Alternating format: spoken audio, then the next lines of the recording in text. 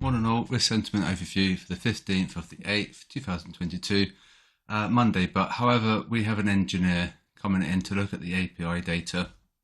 So this bulletin is going to have to be quite quick because I need to liaise with him and to answer some questions he may have. He said, have you removed anything from the code? And I haven't. I'm actually too scared to change the code because I don't really know what I'm doing at like a code level. So he's probably going to have some questions for me.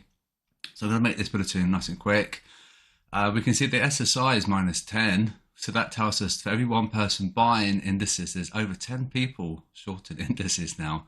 And what will happen is this will get to about minus 15, maybe minus 20, and then it's just complete destruction and elimination of the bears. However, this is just a common thing. It happens all the time.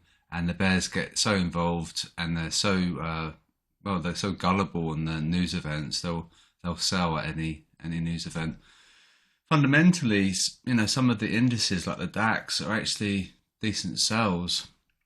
However, you have to remember the sentiment as well, and especially if a million people short it, there has to be someone to take the other side of that trade. If there's a million people selling it, there has to be someone to buy it, right? So that person buying it is going to have large liquid funds, and the retail guys do not, obviously. So that's that. So minus 10, which is a bit crazy, but it can get more extreme. Yields fell apart from the 2-year, so that could be a little bit risk on, to be honest. And the yields softened ever so slightly, but we've got a big inversion, so that's a worry. The standout is AU. However, things are falling because they've got FOMC on Wednesday and also the interest rate hike, and it's spooking a lot of the risky currencies versus the dollar. So be careful with that. It's quite a big fall actually. And dollar Swiss is also a notable sell. However, we've got FOMC. So that's going to skew things. So bear that in mind and try and get things to match. And fundamentally as well, if we're going to be risk on, risk off, you wouldn't know if we're risk on or risk off if you're trading FX. Dollar is on the back foot from the CPI, but we might be regaining some of those losses. As we can see in NU, it's quite heavy, nearly 1%. So maybe it's going to be a attempt to recover some of those losses, and then Wednesday we'll have to wait and see what happens. And things don't go in straight lines. We have to remember they have to zigzag, and that's the difficult part of trading. You want things to go in straight lines, but they never do. And this could be a retracement up to Wednesday, and then it could fall again. It will depend on Powell's speech as well. So I can't show the average bubbles because we've got the API import error, but we've got an engineer in, like I say. So I need to make this video quite quick. And the snapshot, you can see things are buy and things are sell because of the color, and you want them to, to get larger over time. And so that's the time component. It's the confirmation over time. S&P made a buy, as you can see. Potential sell. It's going to be a risky sell because at a high level it's a buy. Okay, so it's a risky sell coming up.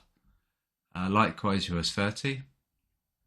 Likewise with the DAX. If they go long, we'll fall, and that's it. It's dead simple. And gold, we made a sell because we got the SSI line crossing the moving average, so we fell. Okay, and this happens all the time. So get a copy of this trading station. Today's liquidity targets. EU was the largest mover at 11%, so it really shifted on Friday. A lot of stop loss clusters AU below, which might be possible because things are falling, so it might want to come and get that liquidity, and so that's a potential scenario.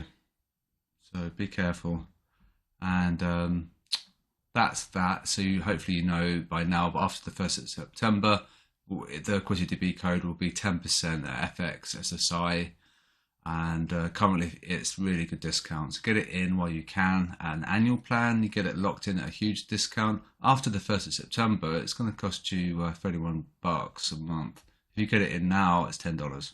So get an annual plan. And can't show the MyFX book failure rate because the API, so that's quite annoying. And there's our weekly total, 196. So we did it all right. Wednesday was fantastic. We didn't do anything Thursday, and Friday we started getting those issues with the spreadsheet code, and NU came quite late, and so that's that. EG was just a bit of a nuisance, so we'll keep an eye on that. If it keeps flip-flopping, we can just remove it. So there's how we stand. So if we might get these signals. Oh, okay, interesting. Daily summary for UJ. Okay. And so if the sentiment lines up, we'll get the signal. However, we won't get the sentiment line up because we've got the import error. So we might not get any signals today. For that, I apologize, but we are working on it right now. And I've probably got a couple of messages to return to. And fairly quiet calendar, which is quite nice. And it's all eyes at FOMC on Wednesday. I'm going to investigate this issue, and I'm going to be on hand if he needs me to help. So have a great day. Nice quick bulletin, and fingers crossed we get this fixed. I think it's an easy fix. It's just a line of code, and so it should be dead simple, hopefully. I'll speak to you guys soon.